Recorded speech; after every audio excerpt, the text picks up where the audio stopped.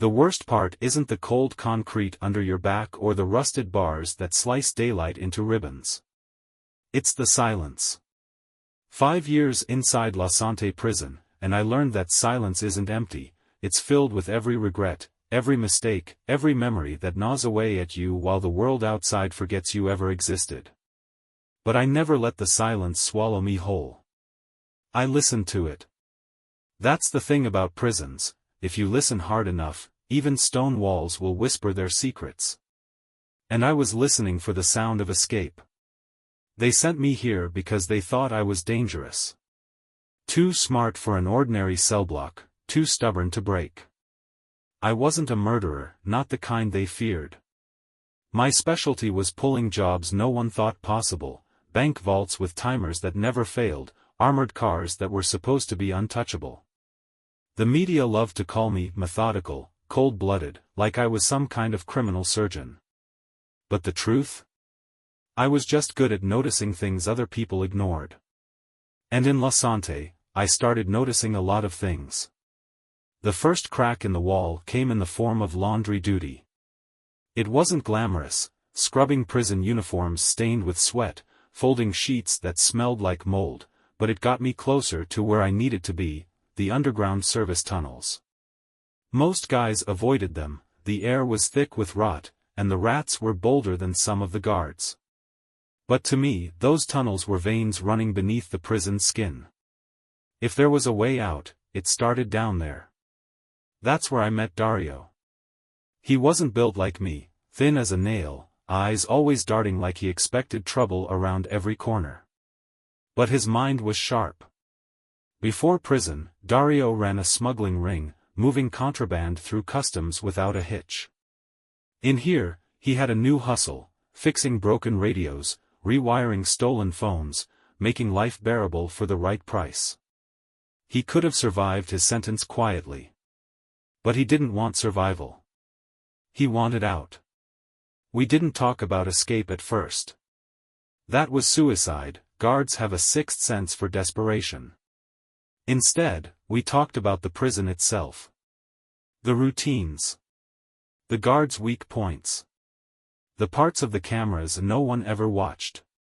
Blind spots, Dario whispered once during lunch, not looking at me. The yards got two. One near the West Tower, where the spotlight doesn't hit. Another under the kitchen's drainage pipe. You could be invisible if you timed it right. I didn't respond. I just nodded like we were discussing the weather. Over the next few months, we mapped the prison in our heads. The guards were thorough, but they were also human. Complacency breeds laziness, and laziness breeds patterns. We watched which guards smoked during their shifts, who left their post 5 minutes early, who was too busy checking their phone to notice anything else. But there was still the biggest problem, the cell doors. Getting out of the cells was the first real challenge. Most inmates wouldn't even think about touching the locks. The guards did random checks, and a bad pick job would be noticed in a heartbeat. But Dario had a plan, one that relied on old-school precision and a bit of luck. Lasante used mechanical locks on some of the older cell blocks, antiquated, sure, but brutally effective. The key was the shift change at 1:45 a.m. During that brief window, the guards were less attentive as they moved between rotations.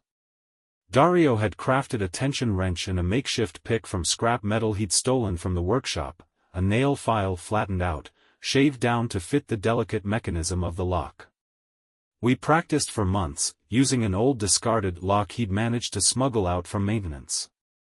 Every night, under cover of darkness, I trained until I could pick that lock in complete silence, in under 90 seconds.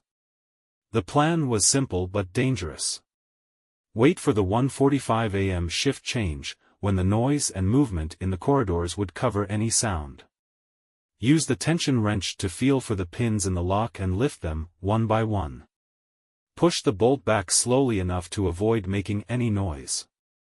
On the night before the escape, I tested the lock on my cell door. Click. It opened without a sound. The biggest weakness, though, was the drainage system. Beneath the laundry room was a forgotten grate, rusted, old, probably untouched since the renovations years ago. The guards never checked it, and most inmates didn't even know it was there. But I did. And when I showed it to Dario, his grin told me we were thinking the same thing. Planning the escape became an obsession. Every detail had to be perfect. One mistake, and we weren't just risking solitary, we were risking a bullet in the back. We needed tools, wire for cutting locks, fabric for climbing rope, even scraps of soap to muffle the squeal of rusted metal. Getting those materials was a dance in itself. Favors were traded like currency, extra food rations, stolen cigarettes, anything that could be bartered. Dario handled the tech. I handled the timing. We set a date, April 12th. Why that day? Because every 2 weeks, a maintenance crew came to check the power lines in the lower tunnels. The security cameras near the laundry room would be deactivated for just 15 minutes while the workers did their inspections. That was our window. The hardest part wasn't the grate, or the tunnels, or even the cameras. It was the waiting. Every day that passed tightened the knot in my stomach. Every small talk with a guard, every forced laugh with another inmate felt like a test I couldn't fail. I lay awake at night replaying the plan over and over in my head.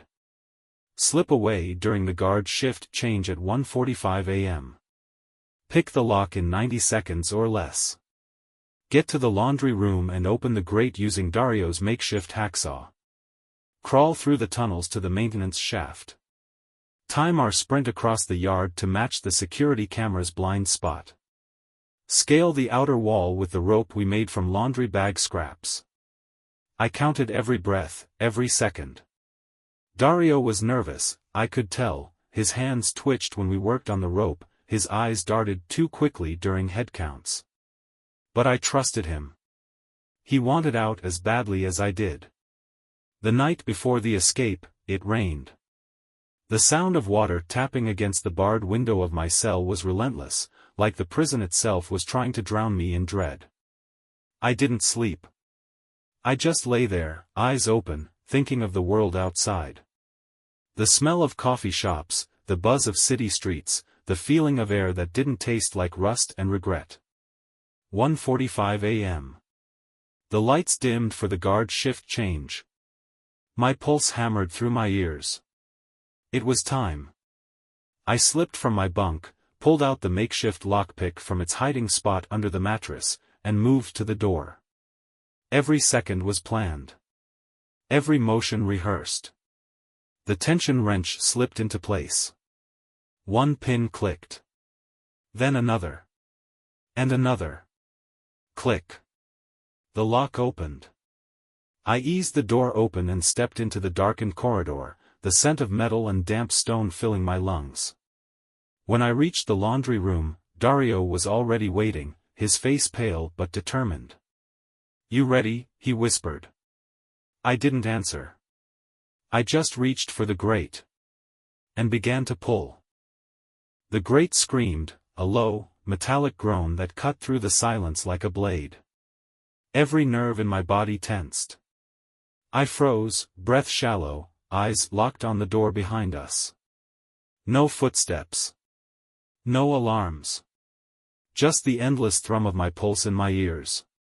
Dario crouched beside me, working quickly to jam a bar of soap into the hinges. The thick paste muffled the sound of metal grinding against metal. The grate gave one final creak, then shifted free. A rush of cold, damp air hit us from below. The maintenance tunnels. We slipped inside, pulling the grate back into place behind us. The darkness swallowed us whole, thick as oil. Our flashlights were nothing more than stolen penlights, their narrow beams slicing through the black like tiny daggers. The air was heavy with mildew and rot. The walls around us dripped with moisture, the concrete sweating from decades of neglect. I could hear the distant gurgle of sewage in the pipes above, the prison's dirty blood flowing unseen beneath the surface. Dario led the way, his hands tracing the walls with practiced familiarity. Stay low, he whispered, his voice barely audible over the sound of our footsteps splashing through shallow puddles. The motion sensors only sweep waist high. We moved in silence, each step measured and careful. Every inch of this maze had been mapped out in our heads. Every turn was a gamble. We had studied blueprints Dario stole from an old contractor's manual, but there was no guarantee the maps were up to date. After what felt like hours but couldn't have been more than 15 minutes, we reached the maintenance shaft. A rusted metal ladder climbed up into the shadows. Above it, we could see the faint outline of a service hatch. Dario turned to me, breath shallow and rapid. "You first. I'll keep watch." I nodded and grabbed the ladder. Each rung was slick with condensation, and my fingers slipped more than once as I pulled myself up. The shaft felt like it stretched forever, my arms burning with the effort of climbing silently. At the top, the hatch was held shut with a simple sliding bolt. Simple, but loud if forced too quickly. I pulled out the wire Dario had fashioned from stripped copper and worked it into the latch.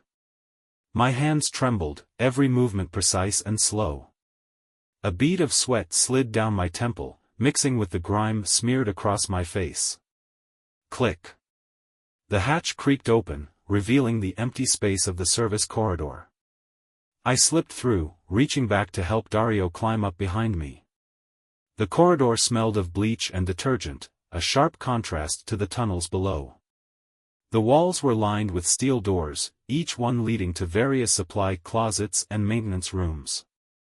We moved fast now. Time was running out. The cameras were our next obstacle. We knew from months of watching that the security feed looped on a 90-second delay during the maintenance crew's inspections. Dario had managed to bribe an inmate working in the AV room to set the loop earlier that day. We crouched in the shadows near the yard entrance, counting the seconds. "Now," Dario whispered. We sprinted. The yard was massive, every inch of open space a death sentence if we were caught. The blind spot near the west tower was our only hope. I could feel the eyes of the watchtowers sweeping across the grounds, the sharp buzz of the floodlights warming up. 30 seconds. That's all we had. We reached the far wall, hearts pounding. Dario dropped the rope, thick lengths of knotted fabric stitched from stolen laundry bags, over the edge. I secured it around a drainage pipe bolted into the concrete and tugged hard. "You first," he said.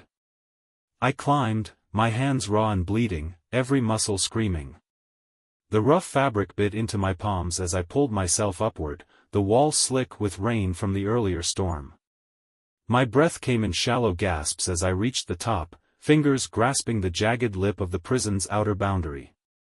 Dario followed quickly, but not quick enough. A sharp click echoed through the yard. A spotlight snapped on. "Go!" Dario hissed. We dropped over the wall, landing hard on the wet pavement below. Pain shot up my ankle, but I didn't stop. I couldn't. The alarms hadn't started yet, but they would. Every second counted. We disappeared into the shadows of Paris backstreets, hearts racing with the knowledge that freedom wasn't won yet. This was only the beginning. The rain-slicked streets of Paris shimmered under the pale glow of streetlights, each puddle a minefield of reflections that could betray our movements.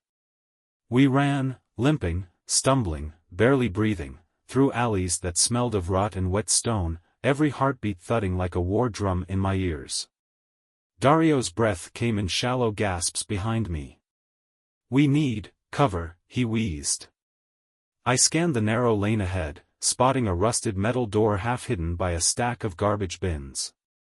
Without hesitation, I yanked it open. The smell of mildew and rust hit us like a wall, but it was shelter. We slipped inside, pulling the door closed just as the distant wail of sirens rose in the air like a predator's cry. We collapsed onto the cold concrete floor of what looked like an abandoned storage room.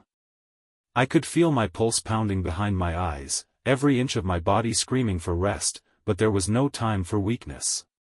"Your leg," Dario rasped, pointing at my ankle. I followed his gaze. The pain I'd forced myself to ignore was now impossible to miss. My right ankle was swelling fast, likely a sprain from the hard landing off the prison wall. "I'm fine," I lied. He didn't argue. We both knew the truth. We had maybe an hour before the manhunt spread beyond the prison walls. The first perimeter would already be locked down. Every roadblock, every checkpoint, they'd be expecting us to run. But that was the trick. We wouldn't run. We'd vanish. Our first objective was to get off the streets without being noticed. Paris wasn't just a city of lights, it was a city of shadows, and if you knew where to look, you could disappear between them. Dario knew a guy. Everyone like him always did. A forger named Lucien who worked out of an old mechanic's shop near Belleville. If anyone could get us fresh IDs and some cash to keep moving, it was him. But getting across the city? That was the real gamble. We waited until the sirens faded, slipping back into the rain-soaked night. I pulled my hood low, limping through side streets while Dario kept watch from the shadows. Every passing car sent a fresh spike of panic through my chest, every glance from a stranger felt like it could be the end. At Rue de Belleville, we ducked into an alley behind a crumbling brick building. The door to the mechanic's shop was hidden behind a stack of oil drums and piles of scrap metal. Dario knocked once, then twice quickly. The door creaked open an inch. A pale, narrow face appeared in the gap, eyes sharp and calculating. "You're late," Lucien muttered. "Change of plans," Dario said, forcing a weak smile. Lucien's gaze slid to me, narrowing at my soaked clothes and limp. "You're hot. Whole city's looking for you too." "We need papers," I said flatly. "Cash. Phones. No questions."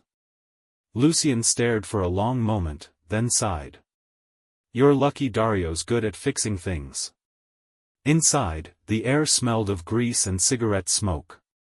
Lucien moved quickly, gathering supplies while Dario patched up my ankle with a makeshift brace. "They'll be sweeping every metro station within the hour," Lucien warned, handing us 2 battered smartphones and a small envelope stuffed with cash. "You need to be gone before sunrise." I nodded. "We're heading south. We'll take the freight yards." Lucien frowned. "Risky. The trains are monitored now." "Less risky than walking through a police blockade," Dario said. By the time we left, the rain had stopped. The city felt sharper somehow, every sound too loud, every shadow too deep. We moved fast, cutting through side streets toward the Gare de Lyon freight yards. The fences were old, patched in places with twisted wire and rusting metal sheets. We found a gap near a loading dock and slipped through, sticking close to the freight cars lined up like sleeping giants under the pale moonlight. "Which one?" Dario asked. I pointed toward a slow-moving train already rolling south. "That's our ride." We sprinted, my ankle screaming with every step. Dario climbed first, hauling himself onto the ladder bolted to the side of a container. I followed, teeth clenched against the pain. As the city lights faded behind us, the reality of it hit me. We weren't free yet. But for the first time in 5 years, we were out. The wheels of the freight train clattered against the tracks, a steady rhythm that beat like a war drum in the silence of the night. Paris was shrinking behind us, swallowed by darkness and distance. But the fear? That stayed close. Every minute felt like a gamble, every passing signal light another chance for someone to spot us. Dario huddled beside me on the flatbed, his eyes heavy with exhaustion. The wind cut through our wet clothes like knives, each gust reminding me of the prison walls still looming in the distance of our minds. "We'll hit the switchyard before dawn," I said, voice low against the wind. "We jump there. Too risky to stay on board any longer." He nodded, silent, but the tightness in his jaw told me he was thinking the same thing I was. The manhunt wasn't slowing down. We rolled into the Montargis switchyard just before first light. The train slowed as it approached the maze of tracks and cargo containers sprawling in every direction. Our window was small, and hesitation wasn't an option. "Now," I muttered. We dropped down hard onto gravel, every bone in my body rattling from the impact. Dario hit the ground next to me, clutching his side, breath shallow.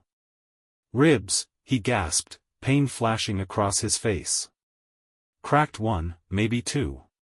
"We keep moving," I said, pulling him up. "We stop, we die." The switchyard was mostly empty, but every security light felt like an accusation. We ducked low, weaving between containers until we found shelter behind a wall of stacked shipping crates. "We need a car," Dario said through gritted teeth. "No," I replied. "We need time. We stay low until the sweep slows down. Moving too fast will get us caught." He didn't argue, though his breathing had grown shallow and ragged.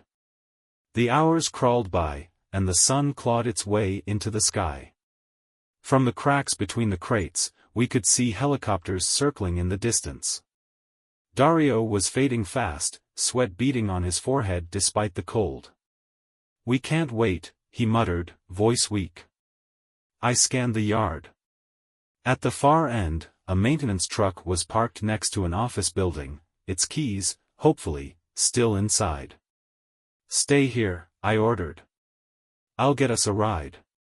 Crossing the open yard felt like walking across glass. Every breath was a countdown, every shadow a threat.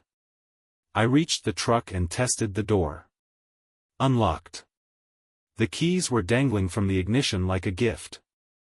I started the engine with a soft rumble, pulling up next to the crates as quickly as I could without drawing attention. "Get in," I barked. Dario slid in with a wince, his hand pressed tight against his ribs. I hit the gas, steering us toward a service gate on the south end of the yard. A guard appeared as we approached, raising a hand to signal us down. "Hold tight," I muttered, flooring the pedal. The truck surged forward, smashing through the flimsy barrier with a scream of metal. Behind us, alarms wailed like banshees, but we were already gone, tires screaming against asphalt as we disappeared into the endless gray of rural France. We drove for hours, sticking to backroads and abandoned service routes until the sun began to dip below the horizon. Dario drifted in and out of consciousness beside me, his breathing shallow and quick. I knew we wouldn't last another day without help. A small village loomed ahead, little more than a smudge on the map. I pulled into an overgrown field behind a crumbling barn, shutting off the engine. "Rest here," I said quietly. Dario's eyes fluttered open, pain hollowing his face. "We're dead if we stay too long." "We're dead if you bleed out," I shot back. "I'll find supplies. Stay low. If I'm not back in an hour." "I'm not leaving," he interrupted, forcing a weak smile. "Not without you." I didn't answer. I just slipped into the shadows, moving toward the village. The general store was small, tucked between two shuttered cafes. I slipped inside under the cover of dusk, grabbing bandages, antiseptic, and bottled water. "Can I help you?" I froze. A woman stood behind the counter, her eyes sharp despite her gentle voice. "Yeah," I said, forcing calm into my voice. "Long drive. Just need a few things." She studied me for a beat too long, then nodded. "That ankle looks bad." My heart stopped. "You should see a doctor," she continued. "Yeah. Maybe later." I paid in cash, no questions asked, and disappeared back into the night. When I returned, Dario was unconscious. The fever had set in. I worked through the night, cleaning his wounds, setting his ribs as best as I could. Every movement felt like a race against the inevitable. When the sun rose, he was still breathing. But deep down, I knew we couldn't outrun this forever. The hunt was getting closer. The sun bled across the horizon, painting the sky in streaks of fire as I watched Dario fight for every breath. His face had gone pale, his skin cold to the touch. We didn't have time to rest, time to heal, time to plan. The law wasn't far behind us, and every second counted. But leaving him here? That wasn't an option. I made a choice. I found a nearby farmhouse, its shutters drawn tight against the coming day. I knocked, 3 soft raps, and waited. An old man eventually answered, his sharp eyes narrowing the second he saw me. "Help me," I said, voice low and steady. "My friend, he's dying." For a long heartbeat, he said nothing. Then, with a reluctant nod, he motioned me inside. We carried Dario into a spare bedroom, laying him gently on a thin mattress. The old man, Henri, didn't ask questions. He just moved with the calm efficiency of someone who'd seen his share of hard times. "Fever's bad," Henri muttered, checking Dario's pulse. "He needs antibiotics. Strong ones." "I can't go to a hospital," I said. "Neither can he." Henry's words hit like a hammer. If Dario didn't get help soon, I'd lose him. But before I could even think of a plan, the silence outside shattered, the low hum of engines, tires crunching gravel, voices barking orders. They'd found us. I rushed to the window. Black vans blocked the only road in and out of the village.